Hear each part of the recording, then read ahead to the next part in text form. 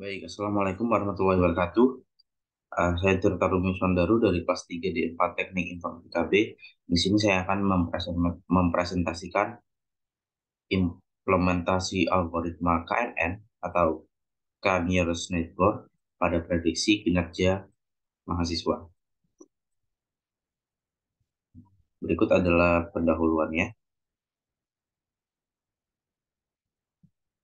Salah satu unsur yang menjadi penilaian akreditasi adalah ketepatan waktu kelulusan mahasiswa. Semakin banyak mahasiswa yang lulus tepat waktu, maka semakin baik nilai akreditasinya. Adanya mahasiswa nonaktif tentunya akan mempengaruhi ketepatan waktu kelulusan. Semakin banyak siswa yang tidak aktif, maka akan semakin banyak siswa yang lulus tidak tepat waktu. Dengan demikian, semakin banyak jumlah mahasiswa nonaktif, maka dapat mempengaruhi nilai akreditasi dari program studi juga. Lalu, prediksi kinerja siswa diperlukan untuk mencegah siswa yang tidak aktif.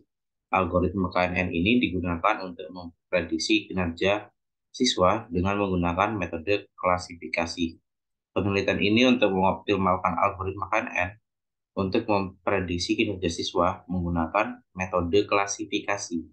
Penelitian yang telah dilakukan dengan menggunakan data jurusan Teknik Informatika Politeknik Harapan Bersama menyimpulkan bahwa nilai K terbaik adalah 3, 6, dan juga 9 untuk mendapatkan prediksi yang terbaik. Hasil ini diperoleh dengan mencoba nilai K adalah 3 sampai dengan 60. Kemudian nilai prediksi tersebut dibandingkan hasil prediksi salah yang presentasinya terkecil adalah yang terbaik. Bab 2, metodologi penelitian. Metode berikut adalah proses penelitian yang digunakan oleh peneliti, yaitu mengumpulkan data, mengeksplorasi data dan menyiapkan data, model pelatihan data, mengevaluasi performa model, selanjutnya meningkatkan kinerja model yang tadi. Berikut adalah penjelasan dari proses-proses tersebut.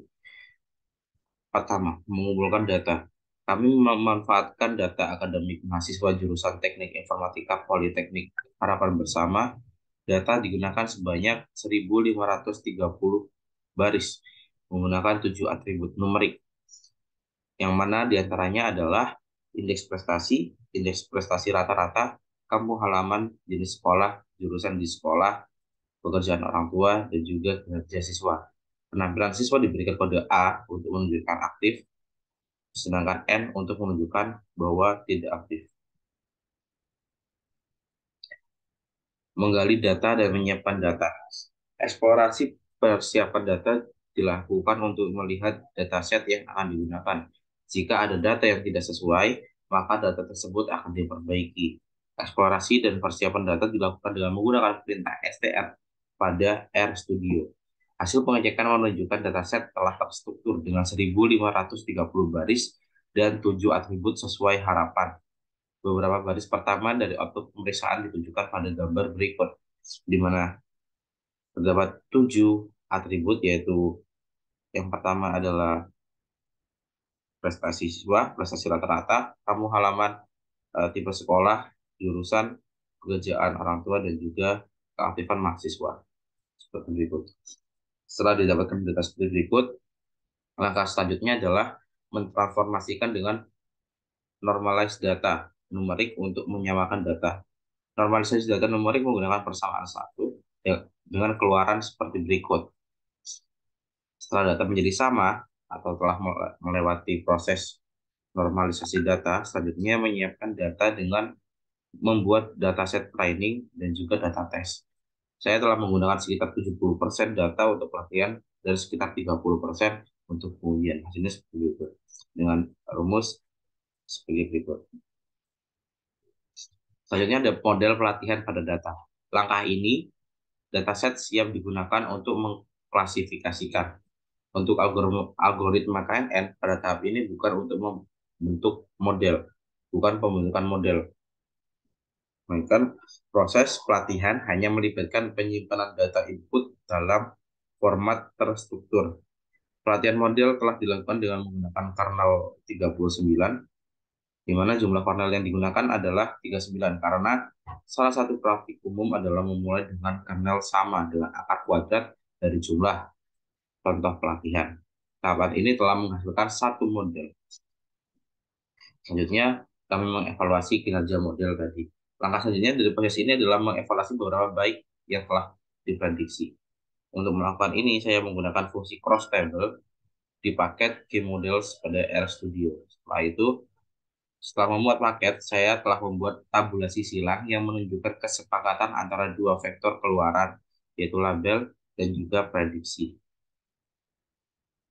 Nah, tabulasi silang ditunjukkan pada gambar di samping, yang mana menunjukkan jumlah negatif palsu adalah 0 dan positif palsu adalah 9, sehingga ada 9% yang diklasifikasikan tidak benar.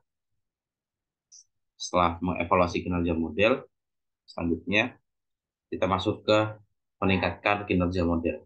Pada langkah ini dicoba untuk memperbaiki model dengan beberapa nilai kernel yang berbeda.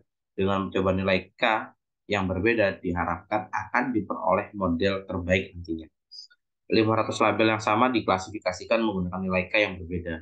Kemudian jumlah negatif palsu dan positif palsu ditampilkan setiap iterasinya. Seperti itu. Lalu tiga ada hasil dan pembahasan.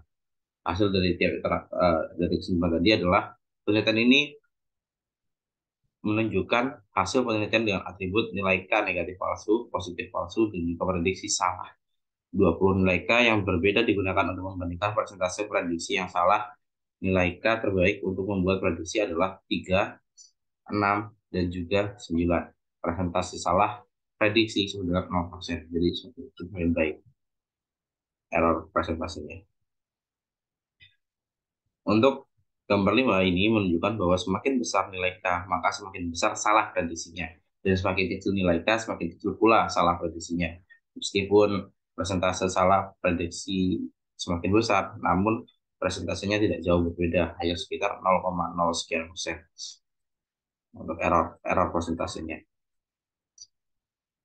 Lalu pada gambar 6 menunjukkan nilai relation K dengan negatif salah dan juga positif salah. Beberapa pun nilai K, maka nilai negatif palsunya adalah 0. Hal ini menunjukkan bahwa akurasi untuk memprediksi siswa tidak aktif atau 0 sangatlah tinggi. Semakin besar nilai K, semakin tinggi juga false positif dan sebaliknya. Hal tersebut menunjukkan bahwa semakin besar nilai K, maka akurasi prediksi semakin menurun. Begitu juga dengan sebaliknya. Selanjutnya, kita sampai di kesimpulan.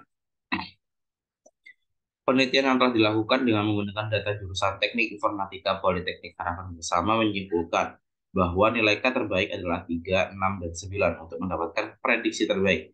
Hasil ini diperoleh dengan mencoba nilai K adalah 3 sampai dengan 60. Kemudian nilai prediksi tersebut dibandingkan hasil prediksi salah yang presentasi terkecilnya adalah yang terbaik. Jadi error presentasi terkecilnya yang semakin kecil adalah yang semakin baik.